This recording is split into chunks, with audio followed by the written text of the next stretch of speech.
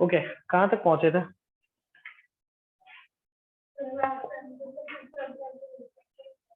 हम्म?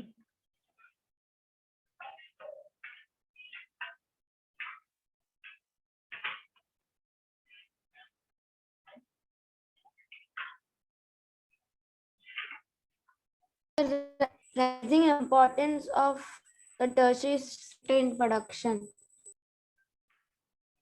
अच्छा, rising importance in tertiary sector. उसका खत्म हो गया फर्स्ट था। पॉइंट तो हो गया था।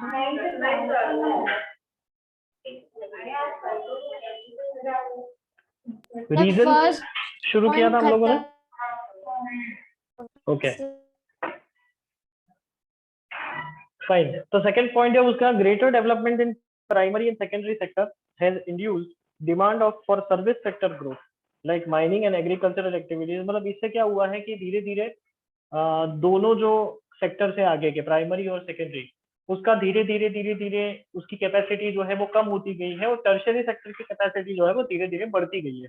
मतलब लोग ऐसा सोच रहे हैं कि आगे में इन्वेस्टमेंट बहुत है, मतलब आगे वाले जो दो सेक्टर्स में इन्वेस्टमेंट बहुत है, यहाँ पे सर्विस है, मतलब सर्विस में तो इतना इन्वेस्टमेंट होता नहीं है, बस सर्विस करते रहो, ठीक है। फिर है as income level of people rose they demand better quality of life. बात सही है कि अगर मेरे पास मतलब मेरी मंथली इनकम अगर 10,000 है तो मैं बीएमडब्ल्यू के सपने तो देखूंगा नहीं, पर अगर my income is more than 1 lakh rupees per month तो फिर बीएमडब्ल्यू तो क्या, मतलब तीन तीन चार चार गाड़ियां पड़ी रहेगी मेरे घर पे, ठीक है। तो ये मतलब कि इनकम हमारी जब रेज होती है तो हमारी standard of living, the quality of living is also change, बराबर। Due to globalization, certain new services have entered Indian market like information technology and communication technology, etc., which have become important and essential. अब communication facilities पहले BSNL था, सिर्फ भारत संचार निगम limited, जितना plan देते थे उतना ही प्लान हम लोग यूज करते थे। अब जैसे ग्लोबलाइजेशन हुआ तो काफी सारी कंपनीज जो है वो बनने लगी, मतलब अब तो मतलब कि एलोकेशन ही होता है पूरा हर साल, ठीक है। तो उसके अंदर वोडाफोन को इतना मिलता है, आइडिया को इतना मिलता है, एयरटेल को इतना मिलता है, मतलब इस तरह से काफी सारी कम्युनिकेशन फील्ड में काफी सारे ऑप्शंस जो है वो खुलने लगे हैं, ठीक है। The service sector employees various section of people. अब सर्विस सेक्टर जो है वो इकलौता एक ही मतलब कंसेप्ट लेके नहीं बैठा है कि बस एग्रीकल्चर ही करते रहो, या तो फार्मिंग ही करते रहो, या तो फिर कैटल रियरिंग ही करते रहो। यहाँ पे तो वाइड अपॉर्चुनिटीज है हमारे पास, एक नहीं तो दूसरे में चले जाओ, दूसरे नहीं तो तीसरे में चले जाओ, मतलब कि हमारे पास बहुत सारी अपॉर्चुनिटीज है और काफी सारे फील्ड है जिसके अंदर हम लोग अपना जो जज्बा जो है वो दिखा सकते हैं, ठीक है। Only a small section of service sector employees highly skilled and educated workers. अब छोटा सा एक सेक्शन है, फिर भी वहां पे एम्प्लॉयमेंट अपॉर्चुनिटी सबसे ज्यादा जनरेट होती है, ठीक है। जैसे कि वोडाफोन का कॉल सेंटर ले लो, अब दिन में भी शुरू होता है, रात में भी शुरू होता है, मतलब दिन के शिफ्ट में भी लोग काम करते हैं और रात के शिफ्ट में भी लोग काम करते हैं। मतलब समझो कि अकेले वही कंपनी की एम्प्लॉयमेंट जनरेशन की अपॉर्चुनिटी कितनी बड़ी होगी, ठीक है। Large number of small service sectors are booming, which employ a large variety of workers such as shopkeepers, repair persons, etc. But productivity is less. पर यहाँ पे क्या देखा गया है कि अपॉर्चुनिटी बहुत वाइड है, काम बहुत सारा मिलता है, पर प्रोडक्शन कैपेसिटी जो है वो बहुत ही लेस है, क्योंकि अभी तक हाल फिलहाल नया नया इंट्रोड्यूस हुआ है और नया नया बड़ा है, तो जिसके वजह से हम उसका ज्यादातर फायदा नहीं ले पा रहे हैं, ठीक है, because of lack of technology या लैक ऑफ इंफॉर्मेशन, कुछ भी हो सकता है, ठीक है। Hence only a part of this sector is growing in importance, और उसकी वजह से कुछ छोटा ही पार्ट जो है वो अभी डेवलप हो पा रहा है, जैसे कि या तो कम्युनिकेशन मान लो, या तो फिर बैंकिंग मान लो, या तो कुछ ना कुछ मान लो, ठीक है, या तो एजुकेशन मान लो। तो इतना ही पोर्शन जो है वो डेवलप हो रहा है, बाकी सारे पोर्शन जो है वो सुसुप्त अवस्था में बैठे हुए हैं, अभी वहां पे एक्टिवेशन नहीं हुआ है, इनएक्टिव मैनर में, ठीक है। अब आता है एम्प्लॉयमेंट इन डिफरेंट सेक्टर्स। अब डिफरेंट डिफरेंट सेक्टर्स में किस तरह से एम्प्लॉयमेंट जनरेट होती है और कैसे होती है और कितना परसेंट होता है। तो the change in production is not compatible with change in employment. The primary sector or is still the largest employer in the country. अब यहाँ पे क्या हुआ है कि चेंज तो हुआ है, पर चेंजेस देखे गए हैं सिर्फ और सिर्फ अपॉर्चुनिटीज में। अभी हाल फिलहाल, पहले सिचुएशन ऐसी थी 1950 70s में कि प्राइमरी सेक्टर के अंदर मोर देन 60% लोग काम करते थे। आज भी ऐसी ही सिचुएशन के अभी भी फिलहाल प्राइमरी सेक्टर में मोर देन 50% लोग तो काम करते ही है, पर थोड़ा सा नजरिया बदल चुका है लोगों का कि पहले यहाँ पे मेहनत करनी पड़ती थी बहुत ज्यादा, पर टेक्नोलॉजिकल एडवांसमेंट होने के कारण थोड़ी प्रोडक्शन कैपेसिटी थोड़ी बहुत बढ़ गई है। और थोड़ा सा नजरिया बदला है इसलिए क्योंकि बाहर से कुछ ना कुछ नई चीजें आती रहती है, जिसके वजह से हमारा जो एक बैक ऑफ द माइंड होता है ना कि कुछ नई चीजें चलो ट्राई करते हैं, उसके वजह से धीरे धीरे टर्शरी सेक्टर जो है वो बूस्ट होता जा रहा है।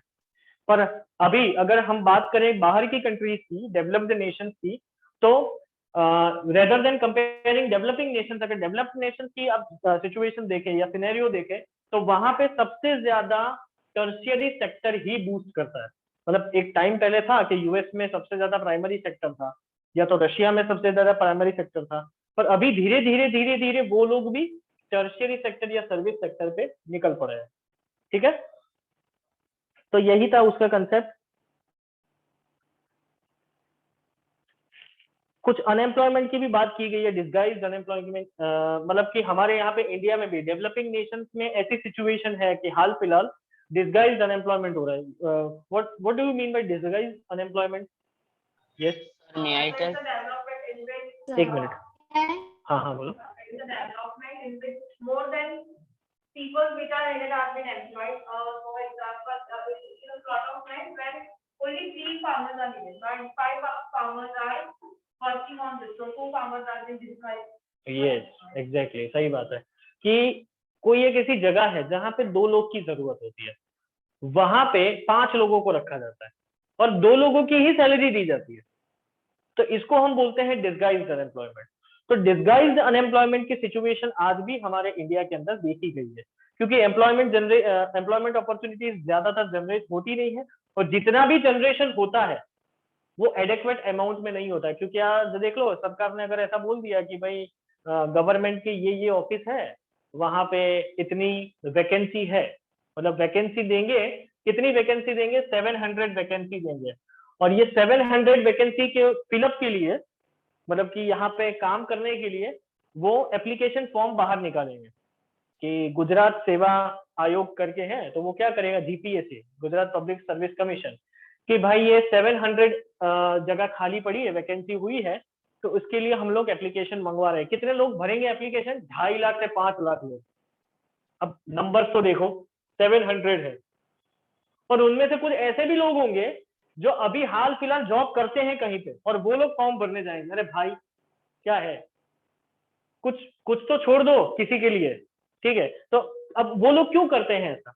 क्योंकि जहां पे भी वो लोग जॉब करते हैं वहां पे या तो जॉब सेटिस्फेक्शन नहीं होता है, या तो फिर प्रॉपर उनको वेजेस नहीं दिए जाते, और यही सिचुएशन पूरे इंडिया की है। इसकी वजह से अनएम्प्लॉयमेंट प्रिवेल्ड है इंडिया के अंदर। अब जैसे ही अनएम्प्लॉयमेंट प्रिवेल होगा तो वैसे पॉवर्टी तो बढ़ती ही जाएगी। फिर आता है क्रिएटिंग मोर एम्प्लॉयमेंट। अब मोर एम्प्लॉयमेंट क्रिएट कैसे करेंगे? तो सबसे पहला तो है कि टेक्निकल और इंस्टीट्यूशनल मेजर्स जो हमने एग्रीकल्चरल एक्टिविटीज में लिए हैं, तो उसको थोड़ा ज्यादा पक्का बना दे। मतलब कि ग्रीन रिवॉल्यूशन जो है वो कुछ ही जगहों पे इंप्लीमेंट हुआ है, ठीक है, तो उसके जगह पे पूरे इंडिया के, ऑल ओवर इंडिया के जितने भी फार्मर्स हैं वो ग्रीन रिवॉल्यूशन का फायदा अवेल कर सके। ठीक है, तो वो करना चाहिए। अब नहीं लिया है क्योंकि हमारी एक मेंटालिटी होती है कि कुछ भी नई चीज आती है तो हम जल्दी एक्सेप्ट नहीं करते उसको। ठीक है, अगर सबसे पहले कोई नई चीज यहाँ पे रखी हो, रोबोट ही रखा हो यहाँ पे, तो सबसे पहले हमारे दिमाग में नेगेटिव वाइब्रेशन ही आएंगे, ये फटेगा तो, अच्छा इसके पास कोई वेपन होगा तो, ठीक है, या तो इसने मेरा नुकसान कर दिया तो, मतलब ये नेगेटिव फीलिंग सबसे पहले, पॉजिटिविटी कभी नहीं आएगी, और जिसके वजह से हम लोग आगे नहीं बढ़ पाते हैं। तो ये जो नैरो माइंडेडनेस है, ये जो ऑर्थोडॉक्स थिंकिंग है, वो अभी भी कहीं कहीं कुछ विलेजेस में या तो रूरल एरियाज के अंदर प्रिवेल्ड है कि नहीं, ट्रैक्टर से कौन प्लाविंग करता है भाई? अभी हम ना बुलॉक कार्ट जो है, हमारे दादा परदादा के जमाने से हम लोग बुलॉक कार्ट से कर रहे हैं प्लाविंग, ये कौन ट्रैक्टर से करता है? ठीक है, तो ये सारी चीजें जो, ये जो मेंटालिटी है, ये मेंटालिटी चेंज करो, और ग्रीन रिवॉल्यूशन को प्रॉपर इंप्लीमेंट करो, या तो फिर इंस्टीट्यूशन एंड टेक्निकल रिफॉर्म्स जो किए थे, मतलब कि जमींदारी सिस्टम खास तौर से, तो कुछ कुछ एरियाज अभी भी ऐसे हैं जहां पे प्रॉपर लैंड रिफॉर्म्स इंप्लीमेंट नहीं हुए हैं, ठीक है, जिसके वजह से एक्सप्लॉयटेशन होता रहता है मार्जिनल फार्मर्स का, और पॉवर्टी जो है वो बढ़ती जाती है। नेक्स्ट है प्रमोशन ऑफ एलाइड एग्रीकल्चर। अभी तक लोग जो एग्रीकल्चरल एक्टिविटीज में काम करते हैं वो सिर्फ और सिर्फ फार्मिंग एक्टिविटीज करते हैं, ठीक है, थोड़ा बहुत पोल्ट्री फार्मिंग होना चाहिए, थोड़ा बहुत हॉर्टिकल्चर एक्टिविटीज होनी चाहिए, फिर धीरे धीरे पिसिकल्चर करो, सेरिकल्चर करो, मतलब ये सारी जो एलाइड एग्रीकल्चरल एक्टिविटीज है उसको भी थोड़ा इंपॉर्टेंस दिया जाए, जिसकी वजह से एम्प्लॉयमेंट जनरेट हो और पॉवर्टी में से लोग बाहर निकल पाए। नेक्स्ट है focus on small scale industries and bank credit. अभी तक सिचुएशन ऐसी हुई है कि हम लोगों ने, जैसे कि ग्लोबलाइजेशन हुआ है तो मशीनरीज आती हैं, टेक्नोलॉजी आती है, जिसकी वजह से लार्ज स्केल इंडस्ट्रीज जो है हमारे यहाँ पे फ्लरिश हुई है, पर स्मॉल स्केल और कॉटेज इंडस्ट्री जहाँ पे सबसे ज्यादा लेबर वर्क काम करता है उनको कुछ फायदा नहीं हुआ है। तो एनकरेज करना चाहिए किसको, small scale and cottage industry, और बैंक क्रेडिट जहां जहां नहीं पहुंच पा रही है, जो फाइनेंशियल एड जहां जहां नहीं पहुंच पा रही है, तो वहां पे आप फाइनेंशियल एड को पहुंचाओ या बैंक क्रेडिट को पहुंचाओ, ठीक है, जिसके वजह से लोग ऐसी सिचुएशन से बाहर निकल पाए। नेक्स्ट है इंप्रूवमेंट इन रूरल इंफ्रास्ट्रक्चर। वो तो अभी हाल फिलहाल हो ही रहा है, कुछ कुछ विलेजेस जो है उनमें, इनके अंदर रूरल एरिया जो है उनको कॉर्डन करके ये लोग टाउन्स बना रहे हैं, और वहां पे अर्बनाइजेशन प्रोसेस होती है, जिसके वजह से अगर इंफ्रास्ट्रक्चरल फैसिलिटीज अच्छी हो, सैनिटेशन फैसिलिटीज अच्छी हो, या उनको क्लीन ड्रिंकिंग या सेफ ड्रिंकिंग वाटर मिले, तो वो हेल्थ हैजार्ड से बाहर निकल पाए। और उसके बाद आता है improvement in education and health sector, और यहाँ पे भी थोड़ा इंप्रूवमेंट करना चाहिए कि एजुकेशन जो है वो पहले थोड़ा डिफिकल्ट था पर बहुत अच्छा था जब हम लोग पढ़ते थे तब, पर धीरे धीरे एजुकेशन पॉलिसीज नई नई बनती गई, जिसके वजह से एजुकेशन थोड़ा मतलब बिगड़ने लगा, और थोड़ा इम्प्रूवमेंट करना चाहिए एजुकेशन के अंदर, तो लोगों को पता चले कि इसका इंपॉर्टेंस क्या है और अच्छे से वो एजुकेशन ले सके, जिसके वजह से हम लोग बहुत ही अच्छा अपॉर्चुनिटीज जनरेट कर पाए या ले पाए, ठीक है।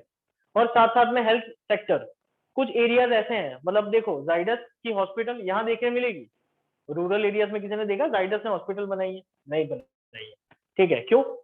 क्योंकि उन लोगों को यहाँ फायदा ज्यादा दिखता है रेदर देन रूरल एरियाज, ठीक है। तो हेल्थ सेक्टर भी हमारा मजबूत करना चाहिए, ठीक है। अब उसमें से ही थोड़े पॉइंट्स यहाँ पे दिए according to your textbook, हम लोग देख लेते हैं। टेक्निकल एंड इंस्टीट्यूशनल मेजर्स में क्या लिखा है कि technical facilities like irrigation, availability of hybrid seeds, awareness about modern techniques of agriculture would increase the productivity of arable land and increase the requirement of human force in agriculture। यही चीज जो हमने बोली वही चीज लिखी हुई है, मैं सिंपल रीड करता हूँ, अगर किसी को पता ना चले तो पूछ लेना। Along with technical facilities, some institutional supports like facilitation of necessary services like market, transportation, storage facilities, and other processing units in the nearby suburban area would increase employment of the farmers in other sectors। मतलब near by areas के अंदर ऐसा बोला गया है कि हमारा जो इंडस्ट्रियल सेक्टर है वो इस तरह से डिफाइन होना चाहिए कि आस पड़ोस में ही उसकी स्टोरेज कैपेसिटी हो, ठीक है। क्यों? क्योंकि इसके वजह से क्या होता है कि ट्रांसपोर्टेशन कॉस्ट जो है वो कम हो जाती है, ठीक है। तो इस तरह से वो लोग ऐसा बोलते हैं कि सबर्बन एरियाज के अंदर आपको स्टोरेज फैसिलिटी देनी चाहिए। अगर कोई फार्मर है जो यहाँ पे प्रोडक्शन कर रहा है और उसके पास स्टोरेज कैपेसिटी नहीं है, तो वो जो प्रोडक्शन हुआ है वो आधा बिक गया, और बाकी का आधा क्या करेगा वो, ठीक है। और घर के अंदर भी डालेगा तो कितना डालेगा, मतलब इतने क्विंटल्स में तो नहीं डाल सकता है वो, यूज तो नहीं कर सकता है वो, ठीक है। तो स्टोरेज कैपेसिटीज होनी चाहिए, कोल्ड स्टोरेजेस बनने चाहिए, जिसके वजह से वो फार्मर्स जो है उनको हेल्पफुल हो कि उनकी जो प्रोडक्ट है वो कोल्ड स्टोरेज में या स्टोरेज वेयर हाउसेस में डाले, और अगर जब प्राइजेस अच्छे मिले उस टाइम पे उसको बेचे, ठीक है। Promotion to allied agriculture. There is a need to diversify the agriculture as more than 60% of people are employed in it. Farmers should be encouraged to adopt allied agriculture activities like pisciculture, horticulture, animal husbandry, apiculture, along with cultivation of crops. इनके साथ साथ में ये सारी चीजें भी होनी चाहिए। Focus on small scale industries and bank credit. Most farmers depend on the informal sources of credit अब यहाँ पे देखो कैसी सिचुएशन आती है, कभी कभी कुछ फार्मर्स जो ऐसे होते हैं कि जो हमारे यहाँ पे बैंकिंग फैसिलिटीज इतनी अच्छी नहीं है, तो इसकी वजह से क्या होता है कि जो मार्जिनल और स्मॉल स्केल फार्मर्स होते हैं वो लोग क्या करते हैं, कोई नया रास्ता अपनाते हैं, मतलब कि अनऑर्गेनाइज्ड सेक्टर में जाते हैं, जो मनी लेंडिंग होता है या फैमिली और फ्रेंड से कुछ मांग लिया, ठीक है। अब वो लोग ज्यादा इंटरेस्ट रेट चार्ज करते हैं, कभी कभी तो उल्लू भी बनाते हैं, ठीक है, कि मैंने तुमको इतना परसेंट बोला था, अभी तुम मेरे को इतना परसेंट दे रहे हो, और कभी कभी ज्यादा भी चार्ज करते हैं ये लोग, ठीक है। तो ये सारी चीजें उसको अवॉइड करनी चाहिए, और जो प्रॉपर ऑर्गेनाइज्ड सेक्टर है वहां से तुमको फाइनेंशियल एड लेना चाहिए, ठीक है। तो ये सारी चीजें भी है। तो most farmers depend on informal sources of credit like relatives and friends, traders, money lenders etcetera, who charge a very high rate of interest. So setting up commercial banks to provide loan to farmers at cheaper rates will help them. अब इसीलिए तो हमारे यहाँ पे India के अंदर वो नाबार्ड बनी है, national bank for agriculture and research development, ठीक है। By promoting cottage and small scale industries in rural and semi rural areas which can generate employment for a large number of people. अब यहाँ पे देखो लार्ज स्केल इंडस्ट्रीज में सिर्फ और सिर्फ स्किल्ड लेबर काम करेंगे, पर स्मॉल स्केल और कॉटेज इंडस्ट्री में क्या होगा, ज्यादा से ज्यादा लेबर्स काम करते हैं, तो लोगों को एम्प्लॉयमेंट अपॉर्चुनिटी मिलेगी, तो उनकी जो कंडीशन है वो कंडीशन थोड़ी सुधर सकती है because of generation of employment opportunities. Food processing industries FPI can be set up for agricultural products like potato, sweet potato, tomato, rice, wheat and fruits from which processed food can be sold in urban markets. Food processing मतलब suppose potato है तो Balaji wafers क्या करता है, potato को process करके उसकी wafer बनाता है, ठीक है। This is the food processing unit. अब वो जो फूड प्रोसेसिंग यूनिट्स है वो नियर बाय फार्म एरियाज के पास ही होना चाहिए, जिसके वजह से उनको मिनिमम ट्रांसपोर्टेशन फैसिलिटीज अवेल करनी पड़े, और जो भी चीज वो बनाते हैं अगर वो सरप्लस अमाउंट में है, सरप्लस क्वांटिटी में है, तो वो फूड प्रोसेसिंग यूनिट को डायरेक्टली अप्रोच कर पाए, ठीक है, और इससे भी उनका एम्प्लॉयमेंट या sorry money generation, income generation हो पाए। Opening of cold storage where farmers can store products like potatoes and onions and sell them when they are getting a good price. ये मैंने बताया कि कोल्ड स्टोरेज फैसिलिटी होनी चाहिए ताकि वो सरप्लस जो अमाउंट है उसको वो कोल्ड स्टोरेज में डाल के फिर नियर बाय फ्यूचर में कहीं पे भी जब भी उनको ऐसा लगे कि अभी प्राइस बहुत अच्छे मिल रहे हैं तो उस टाइम पे वो डायरेक्टली बेच सके। अभी तो वो भी हाल फिलहाल शुरू हो गया है कि गांव से लोग आते हैं यहाँ पे वेजिटेबल्स बेचने के लिए, ठीक है, तो वो भी बहुत ही अच्छी अपॉर्चुनिटी मिल गई। पहले ये सारी चीजें नहीं थी, पहले आपको कंपलसरी MSP पे APMC को देना पड़ता था, एग्रीकल्चर प्रोड्यूस मार्केट कमेटी को देना पड़ता था, और वही लोग फिर पूरे डिस्ट्रिक्ट में या पूरे स्टेट में वो लोग फैलाते थे सारी चीजें। तो ये थोड़ा ऑप्शन खोल दिया है हमारी सरकार ने। नेक्स्ट है improvement in rural infrastructure. Rural areas lack basic facilities like road, transportation, banking, warehouse, market etcetera.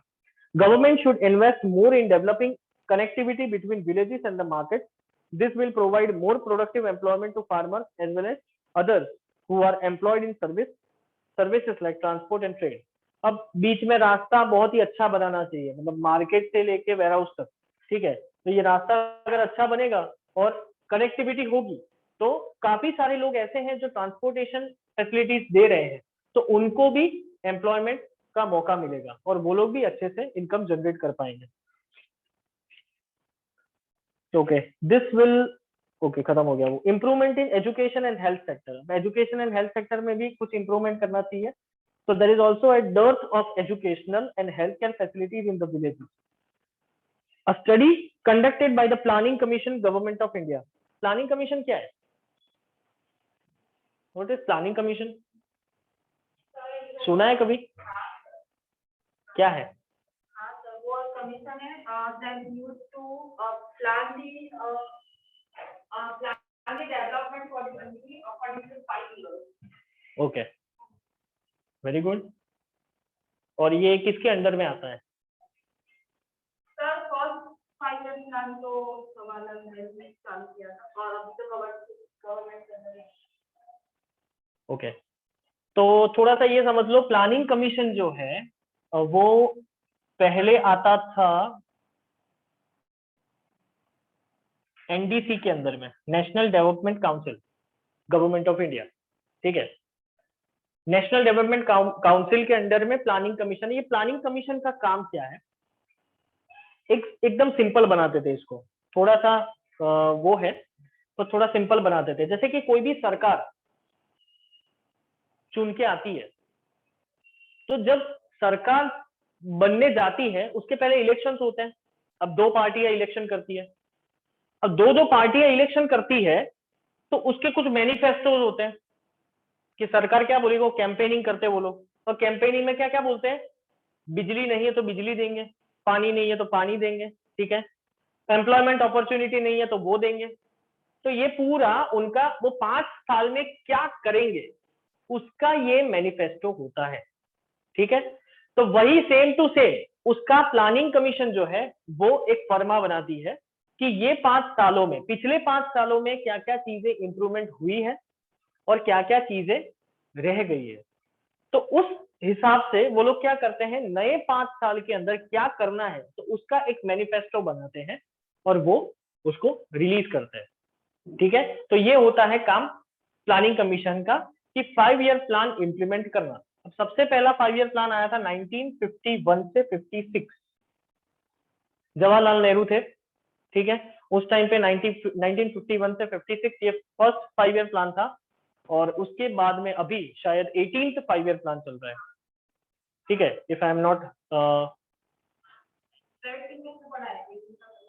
हाँ if I am not mistake, इसलिए बोल रहा हूँ if I am not mistaken कि 18th 5 ईयर प्लान शायद चल रहा होगा अभी, ठीक है। और उसमें हाल फिलहाल अभी इन्होंने यही बात की है कि इंडस्ट्रियल डेवलपमेंट होना चाहिए, एग्रीकल्चरल डेवलपमेंट होना चाहिए, proper implementation of poverty elevation programmes होने चाहिए। तो ये सारी चीजें ही अभी टारगेटेड है, एम्प्लॉयमेंट, अनएम्प्लॉयमेंट और पॉवर्टी, यही दोनों चीज है, ठीक है।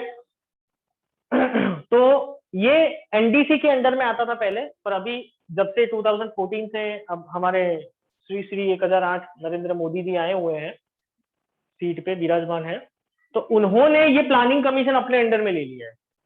पहले ये प्लानिंग कमीशन का चेयरमैन था जब यूपीए सरकार थी तब मोंटेक सिंह अहलूवालिया। अब प्लानिंग कमीशन का डायरेक्ट चेयरमैन कौन है, अपने श्री नरेंद्र मोदी, ठीक है। अब इसके अंदर से 5 ईयर प्लान निकलते हैं, उनके ही मतलब कि आईएएस की पैनल बिठाई है। अब खुद तो पढ़े लिखे हैं नहीं तो क्या करेंगे, पढ़े लिखों को समझाएंगे। आईएएस ऑफिसर की पैनल बिठाई है, 10 आईएएस ऑफिसर्स होते हैं और वो जैसे बोलते हैं कि सर हमको ऐसा करना रहेगा, तो वो बोलते हैं हाँ सही बात है, उस हिसाब से फिर प्लानिंग होता है, ठीक है। जब यहाँ पे सीएम थे तब 5 आईएएस ऑफिसर को लेके बैठते थे, अब वहां पहुंचे तो 10 हो गए। अब पता नहीं शायद यूएन में पहुंच जाएंगे तो कितने लेंगे, जाएंगे यूएन, यूएन का प्रेसिडेंट बन सकते हैं। पता नहीं है, तो नरेंद्र मोदी है भाई, कुछ भी हो सकता है। So a study conducted by the Planning Commission, Government of India estimates that nearly 20 lakh jobs can be created in the educational sector. मतलब कि 20 लाख जॉब एजुकेशन सेक्टर में से ही हम लोग निकाल सकते हैं, ऐसा प्लानिंग कमीशन ने बोला। To improve public health in rural areas, we need doctors, nurses and other healthcare workers. अब जो लोग यहाँ काम करते हैं पर ज्यादातर रूरल एरियाज में जो डिस्पेंसरीज होती है वहां पे ज्यादातर डॉक्टर्स और नर्सेज वगैरह नहीं मिलते हैं, तो उनको भी थोड़े देने चाहिए ताकि वहां की भी हेल्थ सिचुएशन जो है वो हम लोग कंट्रोल में ले सकें। अब आता है organised sector and unorganised sector. अब ऑर्गेनाइज्ड सेक्टर क्या है और अनऑर्गेनाइज्ड सेक्टर क्या है, जो लोग गवर्नमेंट के अंडर में काम करते हैं, जिसके पास सेफ्टी सिक्योरिटी सारी चीजें होती है, ठीक है, और गवर्नमेंट के प्रॉपर वेजेस होते हैं, उस हिसाब से वो लोग according to government rules and regulations वो लोग जितने भी एम्प्लॉइज है उनको वेजेस देते हैं। तो ये पूरा जो सेक्टर होता है उसको हम बोलते हैं ऑर्गेनाइज्ड सेक्टर। तो the organised sector covers those enterprises or places of work where the terms of employment and are is regular and people have assured work। मतलब यहाँ पे एम्प्लॉयमेंट जो होता है वो रेगुलर बेसिस पे होता है और एश्योर्ड वर्क होता है, मतलब कि महीने का आपको दिया जाएगा कि महीने का इतना काम है, ठीक है, और महीने की इतनी सैलरी है, ये फिक्स है। और according to government rules and regulations कुछ डिडक्शन होता है आपके सैलरी में से, या तो प्रोविडेंट फंड मिलेगा, या तो ग्रेचुइटी मिलेगी। तो ये सारी चीजें क्या है, ये रूल्स एंड रेगुलेशंस बनाए हैं गवर्नमेंट ऑफ इंडिया ने। तो उस हिसाब से आपको काम भी दिया जाता है, रेगुलर एश्योर्ड वर्क भी दिया जाता है, और प्रॉपर अमाउंट ऑफ सैलरी भी दी जाती है। तो इतनी ही सैलरी आपको मिलेगी, और हर बार उतनी ही सैलरी आपको देते हैं वो लोग, ठीक है। It is called organised because it has some formal processes and procedure. अब इसको हम ऑर्गेनाइज्ड क्यों बोलते हैं, क्योंकि फॉर्मेलिटीज कुछ होती है, पेपर वेपर साइन करने होते हैं, ठीक है। फिर कॉन्ट्रैक्ट, कहीं पे कॉन्ट्रैक्ट करवाते हैं 3 साल या 4 साल या 5 साल या 10 साल, तो उस हिसाब से फिर काम होता है। तो इसीलिए इसको ऑर्गेनाइज्ड वे बोला गया है, ऑर्गेनाइज्ड सेक्टर बोला गया है। These enterprises are registered by the government and have to follow the rules and regulations framed by the government under various laws. अब इनको गवर्नमेंट के जितने भी लॉज है वो भी फॉलो करने पड़ते हैं। रूल्स एंड रेगुलेशंस जो गवर्नमेंट ने बनाए हैं वही रूल्स एंड रेगुलेशंस ये लोग फॉलो करते हैं, ठीक है। अब कौन से लॉज है, तो फैक्ट्रीज एक्ट, मतलब फैक्ट्री के अंदर जो भी काम करते हैं उनके लिए फैक्ट्रीज एक्ट होता है। फिर मिनिमम वेजेस एक्ट, मतलब कि उन्होंने ऐसा बोला गया, मिनिमम वेजेस एक्ट मतलब कि जो बिलो पॉवर्टी लाइन के ऊपर का जो वेज होता है, ठीक है, तो वो मिनिमम वेज आपको देना ही पड़ेगा। जितना काम है उतना ही वेज आपको देना पड़ेगा, ठीक है। मतलब पता चला कि काम ज्यादा करवा लिया, वेज कम दिया, तो वो नहीं चलेगा यहाँ पे, वो होता है अनऑर्गेनाइज्ड सेक्टर में। फिर पेमेंट ऑफ ग्रेचुइटी एक्ट, मतलब जब हम लोग रिटायर हो जाते हैं, रिटायर होने के बाद वो हमको प्रोविडेंट फंड देते हैं, जो हमारे सैलरी में से ही काटा हुआ होता है। कुछ अमाउंट जो है वो काट लिया होता है, उसको जमा करते हैं वो, और फिर थोड़ा बहुत ये जमा करते हैं, और बाकी का 50% जो है वो जो कंपनी होती है वही जमा करके फिर हमको वो देते हैं, ठीक है। तो ये फिर मेडिकल फैसिलिटीज भी देते हैं, कुछ कंपनीज ऐसी होती है जो इंश्योरेंस देती है, ठीक है। तो ये सारी जो फैसिलिटीज देती है, कौन देता है, सिर्फ और सिर्फ organised sector. Thus, workers in the organized sector have security of employment, work for a fixed number of hours, and get additional overtime wages if asked to work more.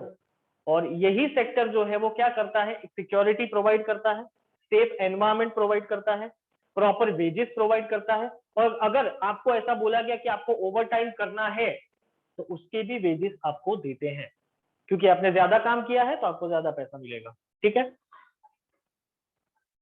They get medical benefits and the management has to ensure facilities like clean drinking water and a safe working environment. साथ साथ में क्या क्या चीजें देती है, medical facilities देते हैं, इंश्योरेंस देते हैं, अगर आपके पास आपको कुछ हो गया तो आपकी फैमिली को इतना दिया जाएगा, ठीक है। या तो फिर अगर आपको बीमारी हो गई, आप कहीं पे हो, तो फिर आपके पास इंश्योरेंस है, तो वो कंपनी जो है वो पेएबल है, ठीक है। और safe drinking water and safe working environment होता है, वहां पे कोई ऐसी कोई बदतमीजी होती नहीं है किसी के साथ, चाहे वो बॉय हो या गर्ल हो, किसी के साथ भी, ठीक है। तो सेफ एनवायरनमेंट होता है, वर्किंग एनवायरनमेंट, और क्लीन ड्रिंकिंग वाटर प्रोवाइड करते हैं वो लोग। क्लीन ड्रिंकिंग वाटर का तो पता नहीं है, पर सेफ एनवायरनमेंट तो होता ही है। Some of these people may not be employed by anyone but may work on their own, but they too have to register themselves with the government and follow the rules and regulations. अब कुछ लोग ऐसे भी होते हैं जो अपना business होता है, ठीक है। अब जो लोग नौकरी नहीं करते तो वो बिजनेस करते हैं, पर बिजनेस भी उसी तरह से करते हैं वो, कि गवर्नमेंट के जितने भी रूल्स एंड रेगुलेशन है वो फॉलो करते हैं, और गवर्नमेंट के अंदर रजिस्टर करवाना पड़ता है कि ये जो है, तुम लोग ने देखा होगा कि कुछ जैसे कि हम लोग बोलते हैं कि कोई ऐसी कंपनी होती है तो उसके ऊपर ऐसा आर लिखा होता है सर्कल में, देखा कभी, कुछ कंपनी का नाम लिखा होता है, ऊपर आर लिखा होता है ऐसे सर्कल में, ठीक है। फिर कुछ में सी लिखा होता है ऐसे सर्कल में। कुछ कंपनीज के जो नेम होते हैं उसमें सी सर्कल होता है, आर सर्कल होता है। इसका मतलब क्या, आर मतलब registered, registry and trademark department of India, वहां से उन्होंने वो नाम जो है वो रजिस्टर, वो जो बिजनेस करते हैं वो रजिस्टर करवाया हुआ होता है, और वो जो नाम होता है वो कॉपीराइटेड नाम होता है। अगर वही नाम का कोई दूसरा खोलेगा तो वो लोग उसके ऊपर चार्ज कर सकते हैं, ठीक है। तो ये भी फैसिलिटीज हमारे यहाँ पे होती है। और सर सी का मतलब सर्टिफाइड होता हाँ वही हुआ ना, कॉपीराइट, कॉपीराइट और certified. Okay, in some organizations, the workmen also get pension after retirement. और कुछ ऑर्गेनाइजेशन गवर्नमेंट के, ज्यादातर गवर्नमेंट के ही होते हैं, कि वो उसमें अगर रिटायर हो जाते हैं तो उसके बाद में उनको पेंशन दिया जाता है, मतलब कि जितनी सैलरी उनको देते हैं उसका 35 to 40% उनको पेंशन दिया जाता है। अगर लाख रुपए सैलरी होगी तो 35,000 उनको दिया जाएगा पेंशन, ठीक है। They also get paid leave payment for working on holidays and medical benefits. Medical benefits तो होता ही है, साथ साथ में पेड लीव भी होती है, ठीक है। HRA DRA वो सब होता है, डियरनेस अलाउंस होता है, फिर क्या बोलते हैं वो LTC होता है, leave travel compensation.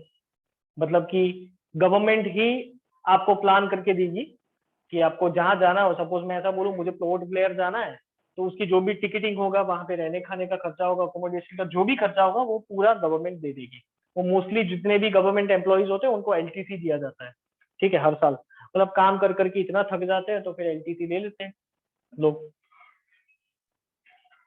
Okay, unorganised sector. Unorganised sector में क्या है, इन कॉन्ट्रास्ट, अब इससे उल्टा, the unorganised sector enterprises are not registered with the government. अब ये गवर्नमेंट के साथ रजिस्टर नहीं होते हैं, ठीक है। This sector is characterised by small and scattered units which are largely outside the control of government and governmental rules and regulations are not followed। मतलब ये गवर्नमेंट के हाथों से कोसों दूर होते हैं। गवर्नमेंट इसके ऊपर जप्टा नहीं मार सकती है कि आप लोग हमारे रूल्स एंड रेगुलेशंस फॉलो नहीं करते, क्योंकि वो लोग रजिस्टर्ड ही नहीं है, ठीक है। Workers get lower wages and there is no provision for overtime payment, paid holidays और paid leave due to sickness etcetera. मतलब यहाँ पे क्या होता है कि जो भी गवर्नमेंट इंस्टीट्यूशंस में दिए जाते हैं, ऑर्गेनाइज्ड सेक्टर में दिए जाते हैं, वो कोई भी बेनिफिट यहाँ पे नहीं मिलेंगे तुम लोगों को, ठीक है। पेड लीव नहीं होगी, अगर आप सिक हो गए हो आपके पैसे काट लिए जाएंगे। 2 दिन नहीं आए, 3 दिन नहीं आए, 4 दिन नहीं आए, 4 दिन में तो आपको बोल दिया जाएगा यू आर फायर्ड, ठीक है। तो ये सिचुएशन होती है। और ओवर टाइम अगर करते हो तो उसका पेमेंट नहीं दिया जाएगा, वो आप खुशी से कर रहे हो, नहीं करना हो तो आप घर पे जा सकते हो, ऐसा ही बोलते हैं वो लोग, ठीक है। A large number of people doing job like street hawkers, repair workmen, domestic servants and similar other workmen come under unorganized sector in urban areas। urban areas में ये जो प्लम्बर्स होते हैं, कारपेंटर्स होते हैं, ठीक है, फिर डोमेस्टिक सर्वेंट्स होते हैं, तो ये सारे लोग जो है वो अनऑर्गेनाइज्ड सेक्टर से बिलोंग करते हैं, ठीक है। In rural areas unorganised sector comprises of landless agricultural labours. जो लैंडलेस एग्रीकल्चरल लेबर्स जो बिग फार्मर्स के अंडर में काम करते हैं, ठीक है, वो लोग। फिर स्मॉल एंड मार्जिनल फार्मर्स, छोटे छोटे जगहों पे जो काम करते हैं, फार्मिंग एक्टिविटी करते हैं, तो वो। फिर शेयर क्रॉपर्स, जो शेयरिंग में क्रॉप ग्रो करते हैं, ठीक है, मेरे पास इतनी है, इसके पास इतना है, तो शेयरिंग में 3-4 जने जो करते हैं वो share croppers. And artisans, artisans में कौन कौन आ गए, तो वीवर्स आ गए, ब्लैक स्मिथ्स आ गए, कारपेंटर्स आ गए और गोल्ड स्मिथ्स आ गए, ठीक है। तो ये सारे अनऑर्गेनाइज्ड सेक्टर होते हैं।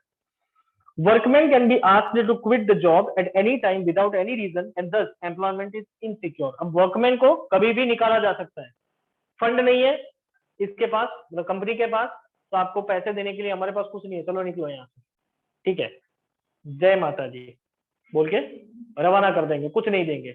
मतलब कि आपकी जॉब जो है वो सिक्योर नहीं है, वो है इनसिक्योरिटी, ठीक है। अब ऐसे लोगों, यस, अगर कोई जॉब है ऑलरेडी है तो गवर्नमेंट उसके ऊपर लीगल एक्शन ले सकती है?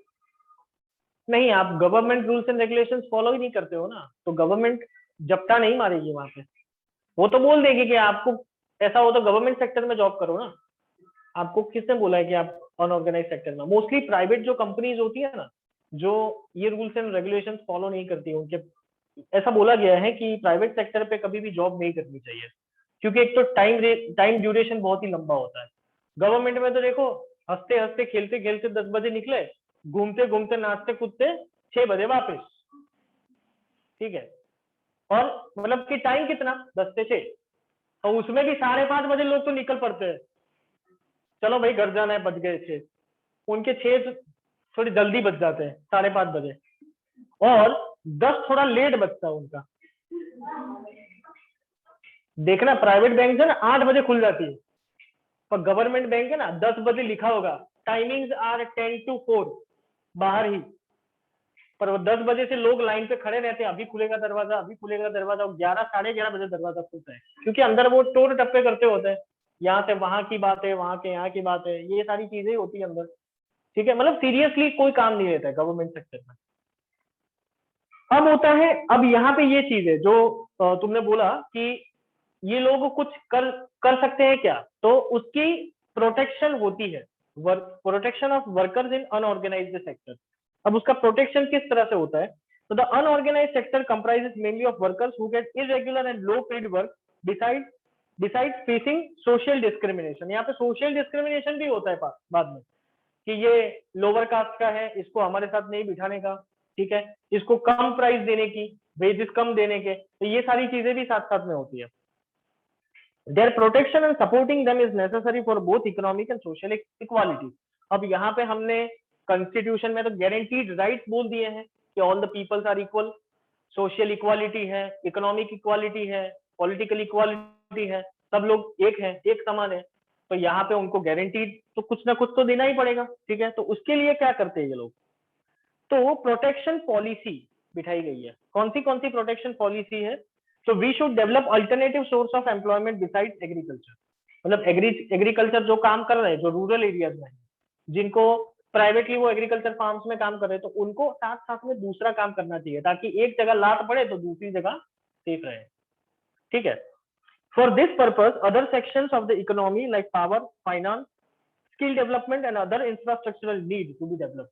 बाकी सारी जो चीजें हैं वो सरकार को डेवलप करनी चाहिए। पावर का मतलब कि ये बिजली वाला जो होता है ना कंसेप्ट, जहां से वो थर्मल इलेक्ट्रिक पावर स्टेशन या हाइडल पावर स्टेशन, यहाँ पे किसी को काम पे लगा दो, या तो फाइनेंस का सेक्टर हो, वहां पे थोड़ा बहुत अगर वो स्किल्ड है तो वहां पे उनको लगा दो, या तो स्किल डेवलपमेंट करवाओ, ठीक है। यहाँ पे गवर्नमेंट की बहुत सारी ऑर्गेनाइजेशन है, IIT, IISc, Indian institute of technology and Indian institute of science, तो उसके अंदर कुछ ना कुछ वोकेशनल कोर्स करवा दो, ठीक है।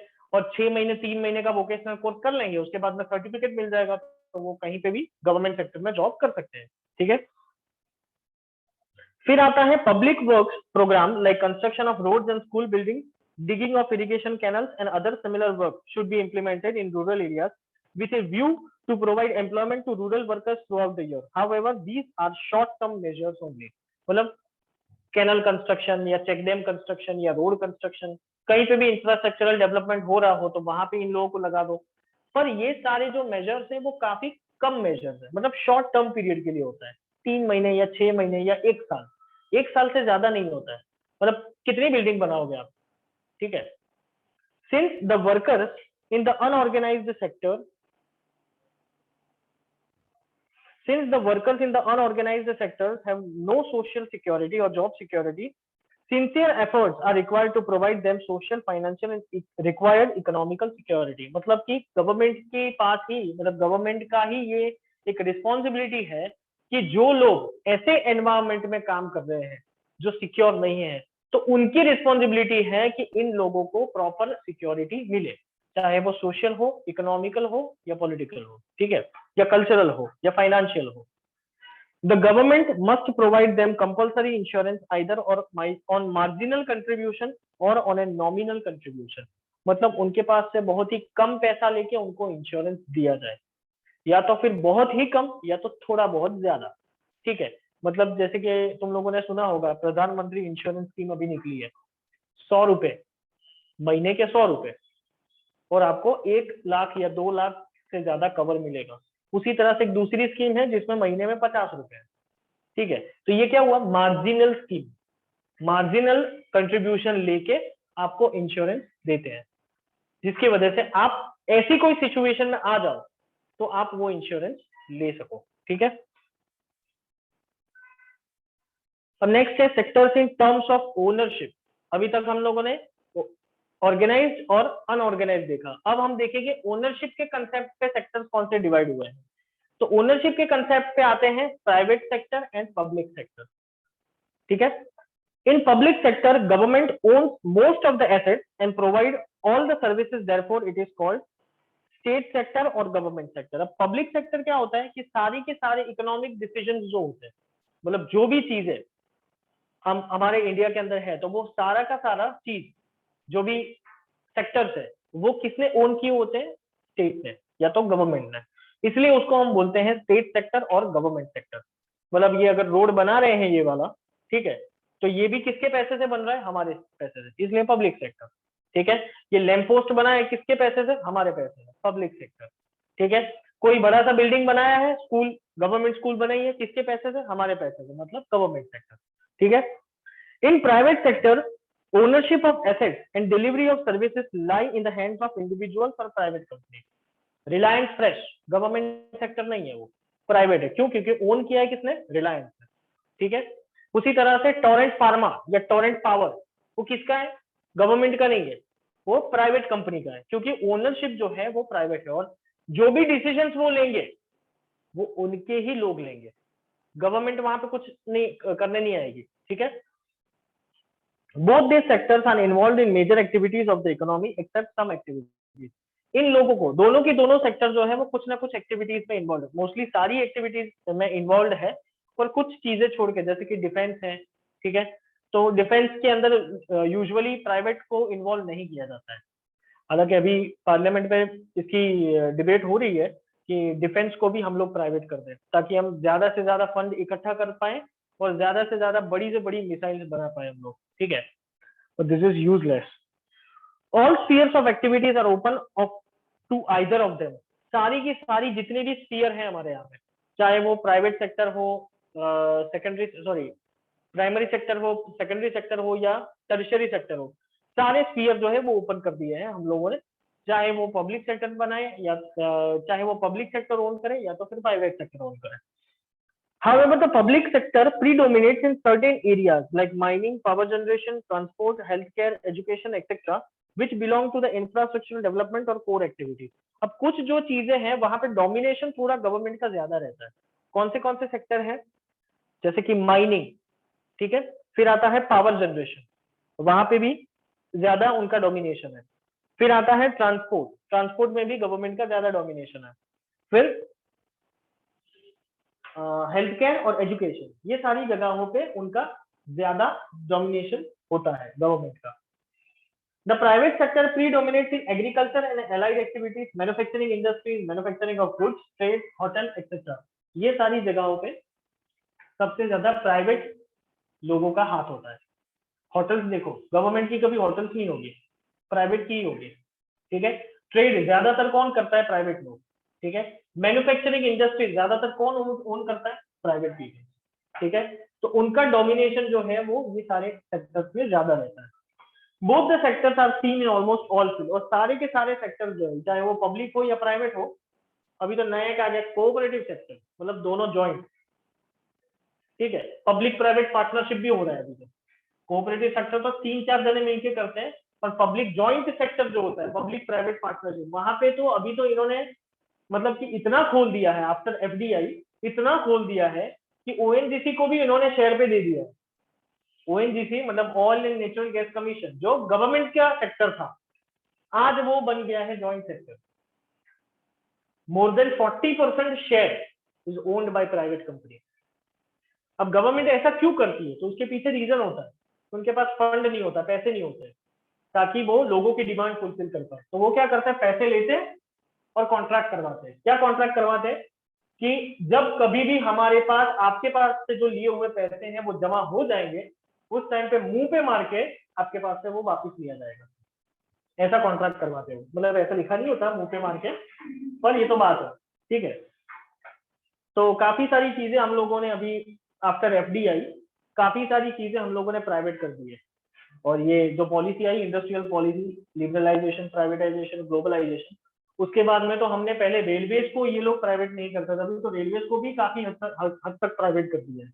ठीक है। केटरिंग सर्विसेज पहले रेलवे वाले प्रोवाइड करते हैं, अभी ग्वालियर वाला प्रोवाइड करता है। ठीक है। फिर जो टिकटिंग होता है वही सिर्फ वो लोग करते हैं, बाकी तो सारी जो क्लीनिंग फैसिलिटी हो या कोच बनाना हो या पटरियां बिठानी हो, सारी चीजें मैन्युफैक्चरिंग या प्रोडक्शन, सब कुछ प्राइवेट करती है। ठीक है।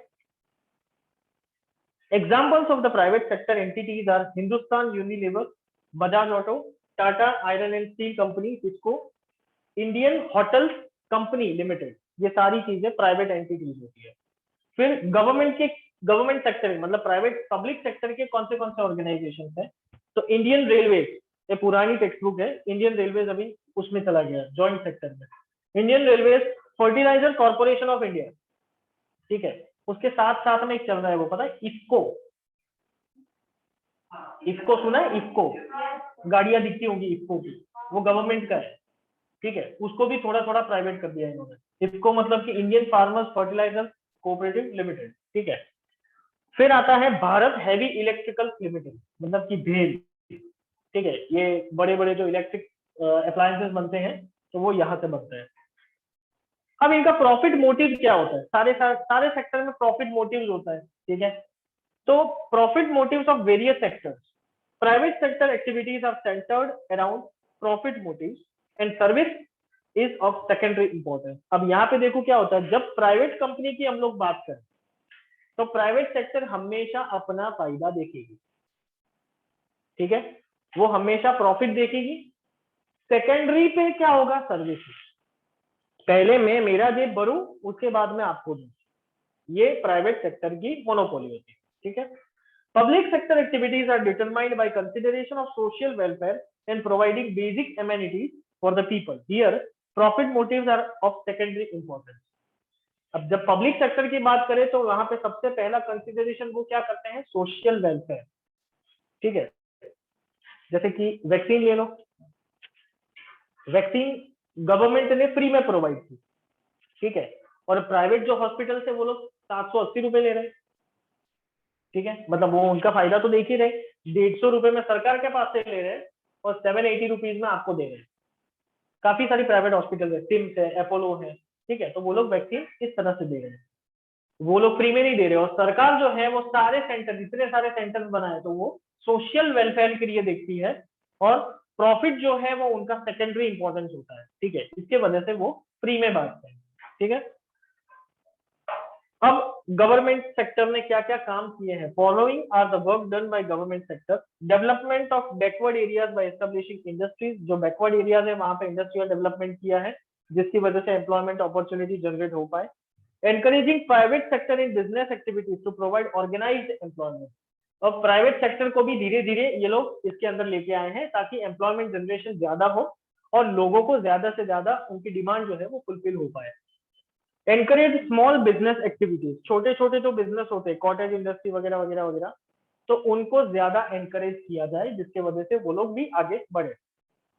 पब्लिक डिस्ट्रीब्यूशन सिस्टम, मतलब कि जो भी फूड ग्रेन्स है और जो बेसिक नेसेसिटी की चीजें हैं वो राशन शॉप्स में या तो फेयर प्राइस शॉप में कम दामों में या तो मार्जिनल रेट में दिया जाए ताकि बिलो पॉवर्टी लाइन पीपल जो है उनको ज्यादा से ज्यादा फायदा पहुंचाया जाए और उनको वो कंडीशन से बाहर निकाला, मतलब पॉवर्टी लाइन कंडीशन से बाहर निकाला जाए।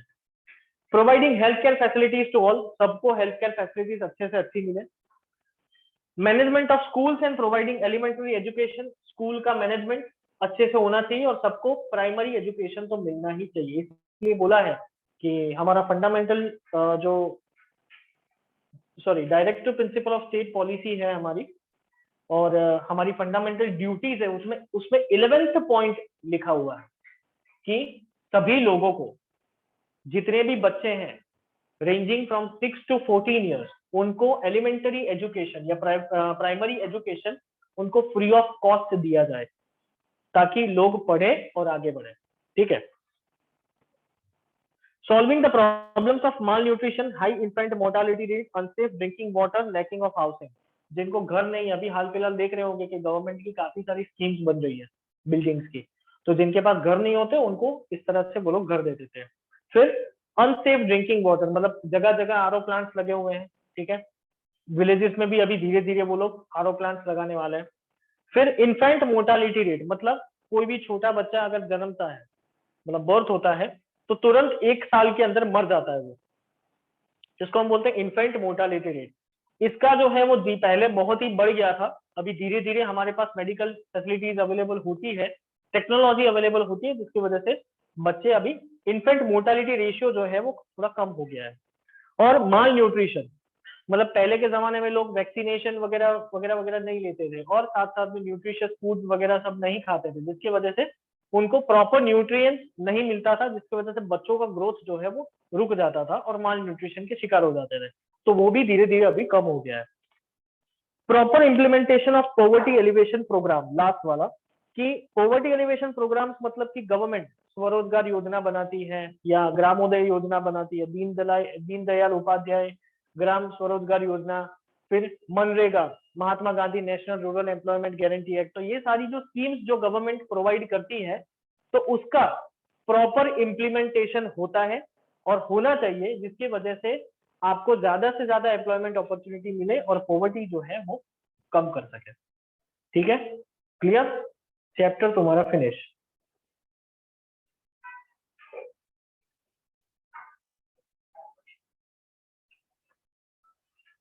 ये नोट्स तुम लोगों को मिल जाएगी, ठीक है?